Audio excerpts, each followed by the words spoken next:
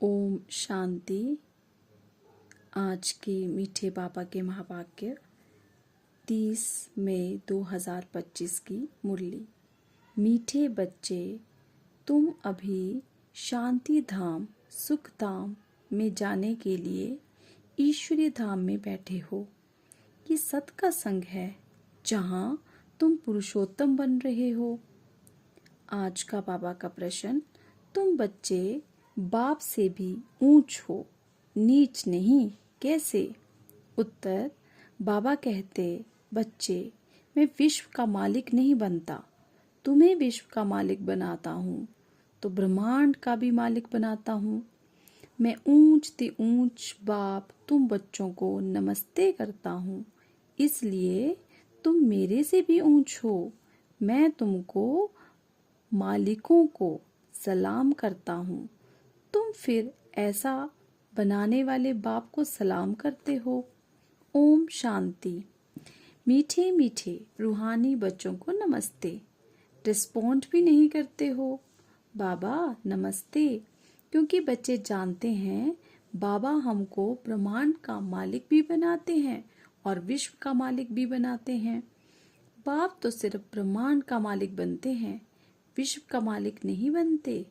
बच्चों को ब्रह्मांड और विश्व दोनों का मालिक बनाते हैं, तो बताओ बड़ा कौन ठहरा? बच्चे बड़े ठहरे ना, इसलिए बच्चे फिर नमस्ते करते हैं। बाबा, आप ही हमको ब्रह्मांड और विश्व का मालिक बनाते हो, इसलिए आपको नमस्ते। मुसलमान लोग भी मालिकम सलाम, सलाम वालेकुम कहते हैं ना। तुम बच्चों को ये खुशी है, जिनको निश्चय है, निश्चय बिगड़ तो कोई यहाँ आ भी ना सके। यहाँ जो आते हैं वह जानते हैं हम कोई मनुष्य गुरु के पास नहीं जाते हैं, मनुष्य बाप के पास, टीचर के पास, वह मनुष्य गुरु के पास नहीं जाते। तुम आते हो रूहानी बाप, रूहानी टीचर, रूहानी सतगुरु के पास। वह मनुष्य तो अनेक हैं, ये एक ही है। ये परिचय कोई को भी था नहीं। भक्ति मार्ग के शास्त्रों में भी है कि रचता और रचना को कोई भी नहीं जानते। ना जानने कारण उनको ऑर्फन कहा जाता है। जो अच्छे पढ़े लिखे होते हैं समझ सकते हैं हम सभी आत्माओं का बाप एक ही निराकार है। वो आकर के बाप, टीचर, सतगुरु भी बनते हैं। गीता में भी श्री कृष्ण का नाम वाला है। गीता है सर्वशास्त्र में शिरोमणि, सबसे उत्तम से उत्तम। गीता को ही माई बाप कहा जाता है, और जो भी शास्त्र हैं उनको माता पिता नहीं कहेंगे। श्रीमद् भगवत गीता माता गाई जाती है। भगवान के मुख कमल से निकली हुई गीता का ज्ञान। ऊंच ते ऊंच बाप है तो जरूर ऊंच ते ऊंच की ही गाई हुई गीता हो गई क्रिएटर। बाकी सब शास्त्र हैं उनके पत्ते, क्रिएशन। रचना से कभी वर्षा मिल ना सके, मगर मिलेगा भी तो अल्पकाल के लिए। दूसरे इतने ढेर शास्त्र हैं जिनके पढ़ने से अल्पकाल का सुख मिलता है एक जन्म के लिए। जो मनुष्य ही मनुष्यों को पढ़ाते हैं, हर प्रकार की जो भी पढ़ाइयाँ हैं वह अल्पकाल के लिए मनुष्य मनुष्य को पढ़ाते हैं। अल्पकाल का सुख मिला, फिर दूसरे जन्म में दूसरी पढ़ाई पढ़नी पड़े। यहाँ तो एक निराकार बाप ही है जो 21 जन्मों के लिए वर्षा देते हैं। कोई मनुष्य तो दे ना सके, वो तो बर्थ नॉट ए पेनी बना देते हैं। बाप बनाते हैं पाउंड। अभी बाप बैठ बच्चों को समझाते हैं, तुम सब ईश्वर के बच्चे हो ना। सर्वव्यापी कहने से अर्थ कुछ नहीं समझते। सब में परमात्मा है तो फिर फादरहुड हो जाता है। फादर ही फादर तो फिर वर्षा कहाँ से मिले? इसका दुख कौन हरे? बाप को ही दुख हरता सुख करता कहा जाता है। फादर ही फादर का तो कोई अर्थ ही नहीं निकलता। बाप बैठ समझाते हैं, ये है ही रावण राज्य, ये भी ड्रामा में नूंद है, इसलिए चित्रों में भी क्लियर करके दिखाया है। तुम बच्चों की बुद्धि में है, हम पुरुषोत्तम संगम युग पर हैं। बाप पुरुषोत्तम बनाने आए हुए हैं। जैसे बैरिस्ट्री, डॉक्टरी आदि पढ़ते हैं, जिससे मर्तबा पाते हैं। समझते हैं इस पढ़ाई से हम फलाना बनूंगा। यहाँ तुम सत के संग में बैठे हो, जिससे तुम सुखधाम में जाते हो। सत धाम भी दो हैं, एक सुख धाम, दूसरा है शांति धाम। ये है ईश्वर का धाम। बाप रचता है ना। जो बाप द्वारा समझकर होशियार होते जाते हैं, उनका कर्तव्य है सर्विस करना। बाप कहेंगे तुम अभी समझकर होशियार हुए तो शिव के मंदिर में जाकर समझाओ।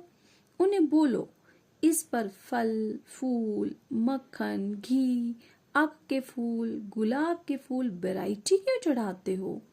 कृष्ण के मंदिर में आक के फूल नहीं चढ़ाते हैं, वहाँ बहुत अच्छे खुशबूदार फूल ले जाते हैं। शिव के आगे आक के फूल तो गुलाब के फूल भी चढ़ाते हैं। अर्थ तो कोई जानते नहीं। इस समय तुम बच्चों को बाप पढ़ाते हैं, कोई मनुष्य नहीं पढ़ाते। और सारी दुनिया में मनुष्यों को मनुष्य पढ़ाते हैं और तुमको भगवान पढ़ाते हैं। कोई मनुष्य को भगवान कदाचित कहा नहीं जाता। लक्ष्मी नारायण को भी भगवान नहीं, उनको देवी देवता कहा जाता है। ब्रह्मा, विष्णु, शंकर को भी देवता कहेंगे। भगवान एक बाप ही है, वो है सभी आत्माओं का बाप। सभी कहते भी हैं हे परम पिता परमात्मा। उनका सच्चा सच्चा नाम है शिव और तुम बच्चे हो शालिग्राम। पंडित लोग जब रुद्र यज्ञ रचते हैं तो शिव का बहुत बड़ा लिंग बनाते हैं और शालिग्राम छोटे छोटे बनाते हैं। शालिग्राम कहा जाता है आत्मा को, शिव कहा जाता है परमात्मा को। वह सभी का बाप है। हम सब हैं भाई भाई, कहते भी हैं ब्रदरहुड। बाप के बच्चे हम भाई भाई हैं। फिर भाई बहन कैसे हुए? प्रजापिता ब्रह्मा के मुख से प्रजा रची जाती है। वह है ब्राह्मण और ब्राह्मणियां। हम प्रजापिता ब्रह्मा की संतान हैं, इसलिए बीके कहलाते हैं। अच्छा, ब्रह्मा को किसने पैदा किया? भगवान ने। ब्रह्मा, विष्णु, शंकर ये सब क्रिएशन है। सूक्ष्म वतन की भी रचना हो गई। ब्रह्मा मुख कमल से तुम बच्चे निकले हो। ब्राह्मण ब्राह्मणियां कहलाते हो। तुम ब्रह्मा मुख वंशावली अडॉप्ट हो। प्रजापिता ब्रह्मा बच्चे कैसे पैदा करेंगे? जरूर अडॉप्ट करेंगे। जैसे गुरु के फॉलोअर्स अडॉप्ट होते हैं, उनको कहेंगे शिष्य, तो प्रजापिता ब्रह्मा सारी दुनिया का पिता हो गया। उनको कहा जाता है great great grand father. Prajapita Brahma तो यहाँ चाहिए ना।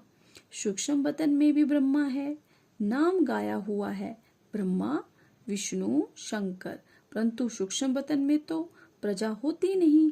प्रजापिता ब्रह्मा कौन है? ये सब बाप बैठ समझाते हैं। वे ब्राह्मण लोग भी अपने को ब्रह्मा की औलाद कहते हैं। अब ब्रह्मा कहाँ है?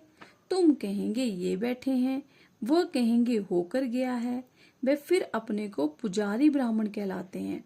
अभी तुम तो प्रैक्टिकल में हो। प्रजापिता ब्रह्मा के बच्चे आपस में भाई बहन हो गए। ब्रह्मा को अडॉप्ट किया है शिव बाबा ने। कहते हैं मैं इस बूढ़े तन में प्रवेश कर तुमको राजयोग सिखलाता हूँ। मनुष्य को देवता बनाना ये कोई मनुष्य का काम नहीं है, बाप को ही रचता कहा जाता है।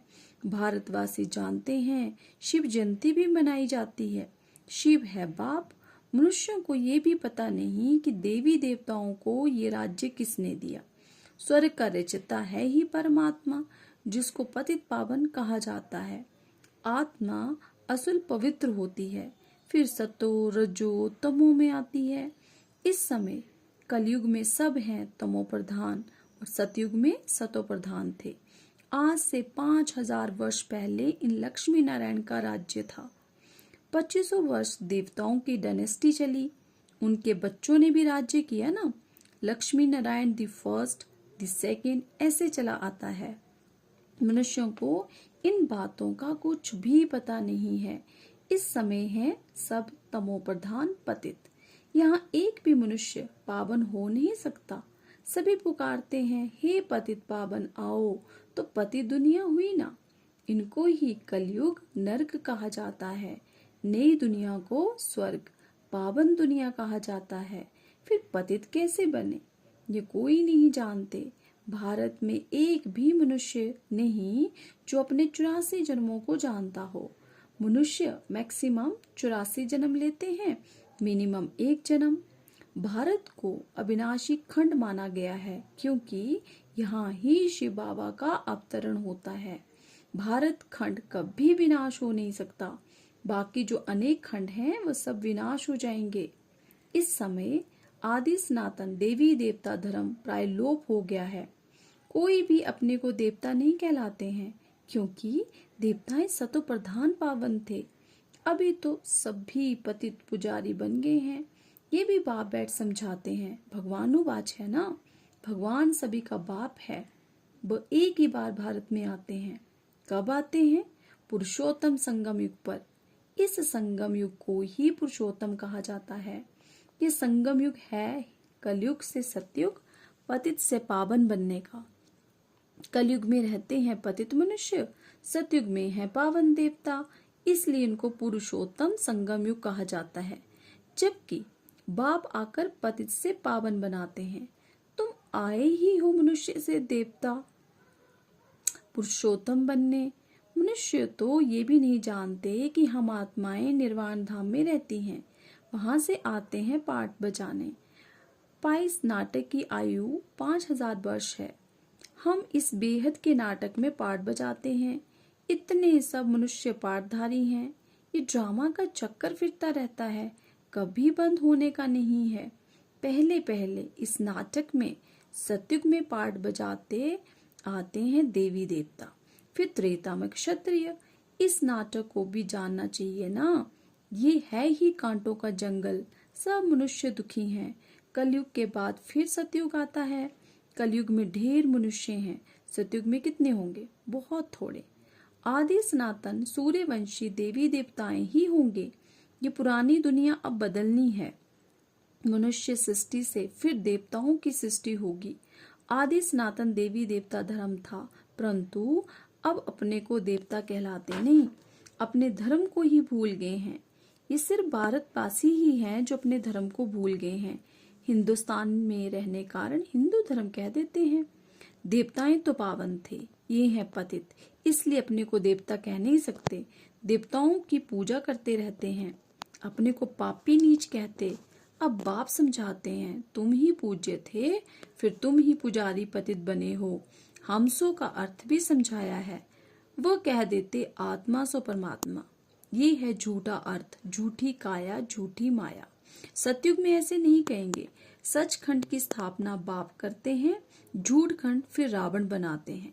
ये भी बाप आकर समझाते हैं आत्मा क्या है, परमात्मा क्या है। तो बाबा कहते हैं सभी अपने धर्म को भूल गए हैं।